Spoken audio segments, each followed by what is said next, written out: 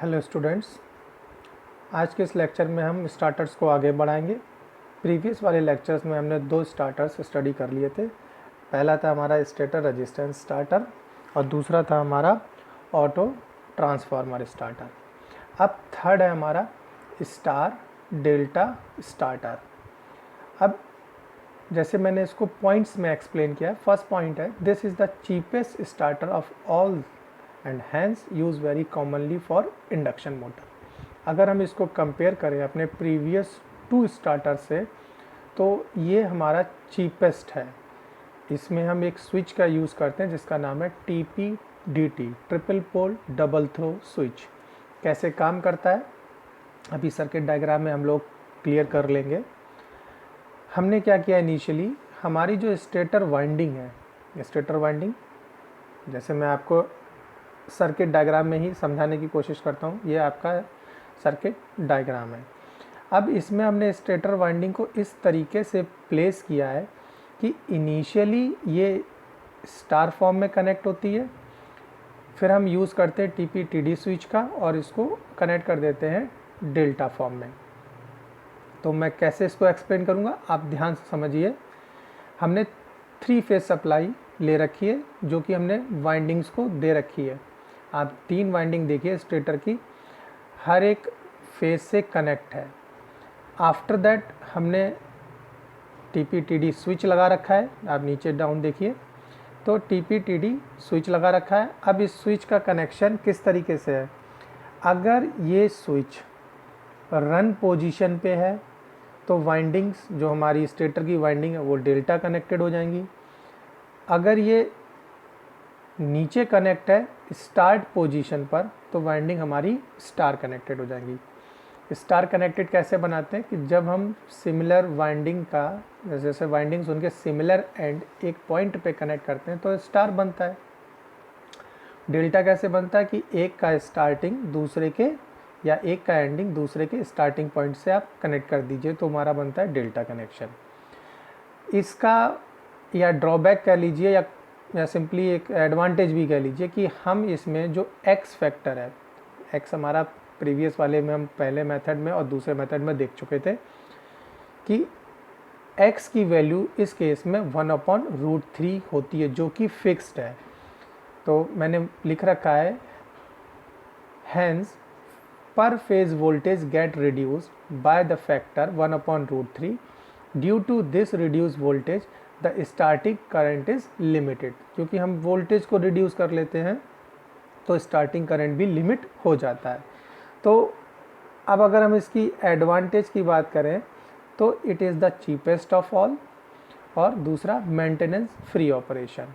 Disadvantage अभी just मैंने बताया, it is suitable for removal, it is suitable for normal delta connected Motors and the factor by which voltage gets change is 1/√3।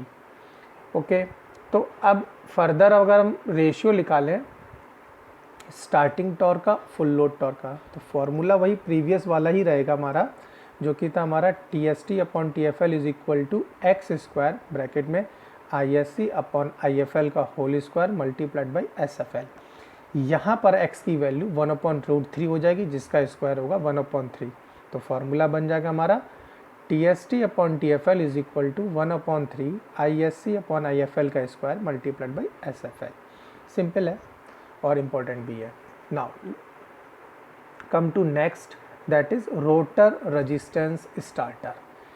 ये बहुत important है, लेकिन इसकी एक साथ कंडीशन है कि हम इस टाइप के स्टार्टर को यूज़ करते हैं ओनली फॉर वाउंड रोटर या फिर स्लिप रिंग रोटर के लिए, क्योंकि स्क्वायरल केज में आपके दोनों एंड साइड जो है एंड रिंग के थ्रू शॉर्ट सर्किट होते हैं।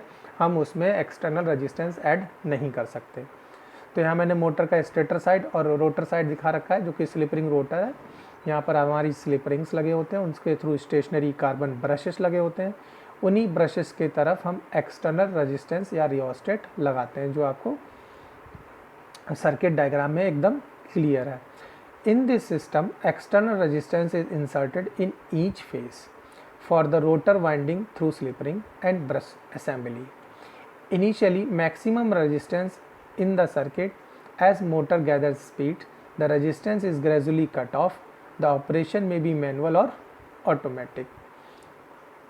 सबसे पहले रेजिस्टेंस हाई होता है क्योंकि हमें करंट को लिमिट करना होता है, फिर धीरे धीरे हम रेजिस्टेंस कम करते चले जाते हैं और जब आपकी मोटर नॉर्मल स्पीड गैदर कर लेती है तो हम इन एक्सटर्नल रेजिस्टेंस को कट ऑफ कर देते हैं।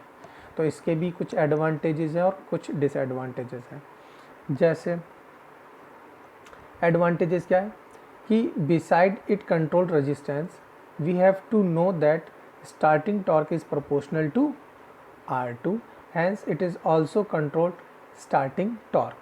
तो ऑब्वियस सी बात है कि अगर हम रेजिस्टेंस को कंट्रोल कर रहे हैं तो हमारा स्टार्टिंग टॉर्क भी कंट्रोल हो रहा है बाय दिस मेथड। डिसएडवांटेज क्या है कि लिमिटेशन ये है कि हम इसको सिर्फ और सिर्फ स्लिप रिंग या वुंड रोटर के लिए ही यूज़ कर सकते हैं।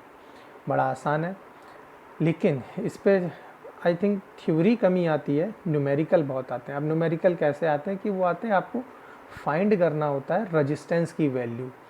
हम इसको रिलेट करेंगे स्पीड कंट्रोल से भी। नॉर्मली क्या है कि ये जो स्टार्टर है स्पीड कंट्रोल मेथड की तरह भी यूज़ होता है। इसमें क्या है कि हम कितने ओम का रेजिस्टेंस ऐड कर दें कि हमारी इंडक्शन मोटर की स्पीड चेंज हो जाए। फॉर एग्ज़ाम्पल जैसे उन्होंने कहा है कि स्पीड आपकी 600 आरपीएम है, हमको 500 आरपीएम करनी है, तो हम कितने ओम का रेजिस्टेंस इंसर्ट करेंगे।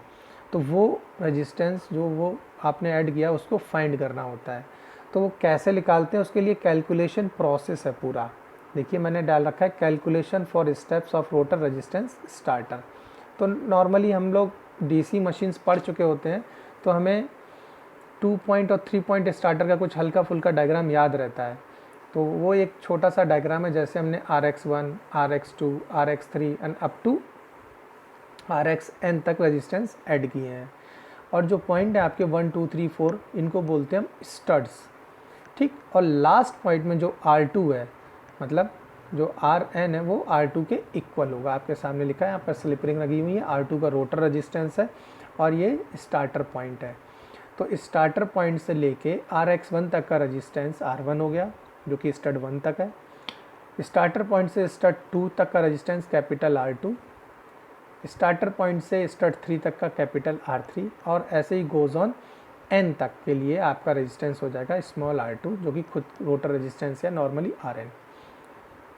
तो हमको कुछ इस तरीके से कैलकुलेशन करनी होती है कि हमको RX1, RX2, RX3 फाइंड हो जाए। तो हम इसके डेरिवेशन पे ना जाके, ये जो पूरा डेरिवेशन है इस पे ना जाके हम सीधे इसके फॉर्मूले पे जाते हैं जो मैंने आपको यहाँ ड्राइव किए हैं। अब एक बार पूरे प्रोसेस में अगर आप R1 नोन कर लें, ठीक, तो R2 is equal to K times of R1, R3 is equal to K times of R2। अब सवाल है कि इसमें K क्या है।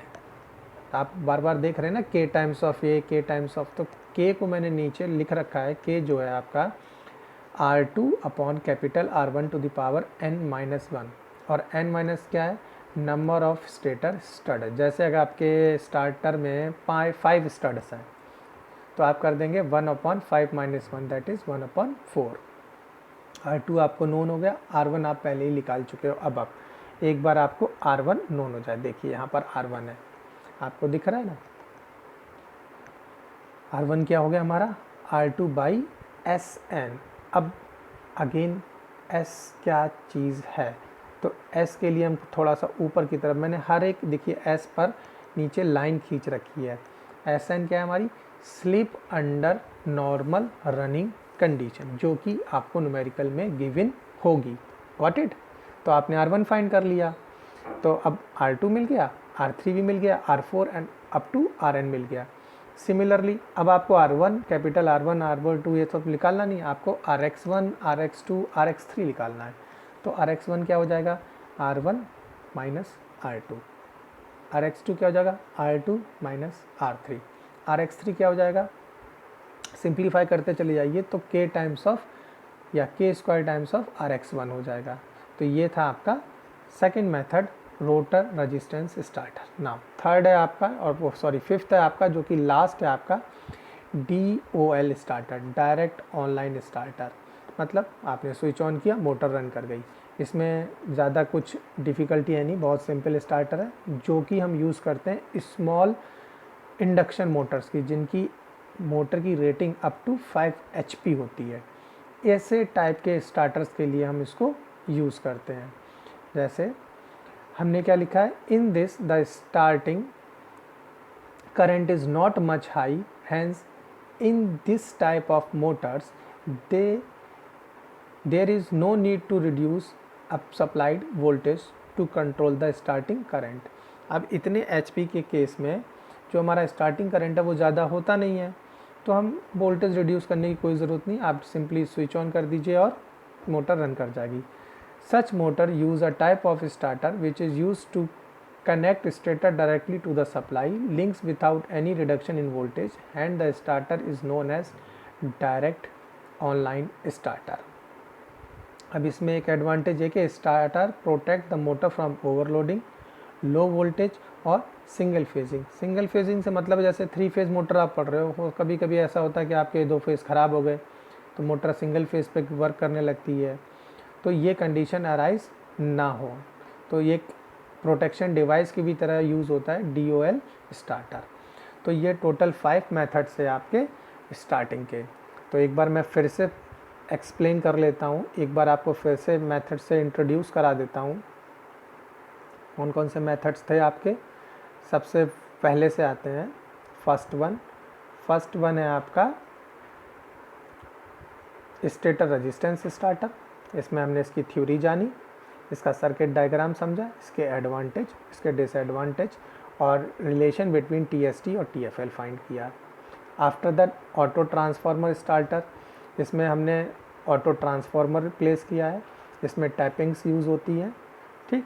इसको हमने एडवांटेज डिसएडवांटेज टॉर्क इक्वेशन लिखी, टॉर्क रेशियोज़ लिखे। देन अभी जस्ट हमने एक्सप्लेन किया स्टार डेल्टा, जिसमें हमने x की वैल्यू 1/√3 निकाली क्या मतलब वो होती ही है, और इस सर्किट डायग्राम को समझा, रन पोजीशन समझी, स्टार पोजीशन समझी कि कब आप TPTT स्विच को अप करना है, कब आपको डाउन करना है। आफ्टर दैट हमने रेशियो जो कि ऑलरेडी ड्राइव्ड है इक्वेशन, उसमें x की वैल्यू पुट कर दी। देन हमने रोटर रेजिस्टेंस स्टार्टर समझा और इसी में रिलेटेड कि हम कैसे स्टड को निकालते हैं, तो ये डायग्राम देखा RX1 RX2 RX3, और इसके डेरिवेशन पे ना जाके हम सीधा, क्योंकि इस पर बेस्ड है तो न्यूमेरिकल आता है, हमने R1 कैलकुलेट किया। R1 के लिए ऊपर फॉर्मूला लिखा है ना, R2/SN। SN क्या है, हमारी स्लिप, जो आपको नॉर्मली गिव इन होगी स्टड के केस में। और हमने लास्ट पढ़ा DOL स्टार्टर। तो ये आज के लेक्चर के लिए हमारे स्टार्टर्स कंप्लीट हो जाते हैं। नेक्स्ट लेक्चर में हम लोग स्टडी करेंगे introduction to speed control. Please आप ज़रूर देखिएगा, बहुत इंपॉर्टेंट लेक्चर्स रहेंगे उसमें। Thank you.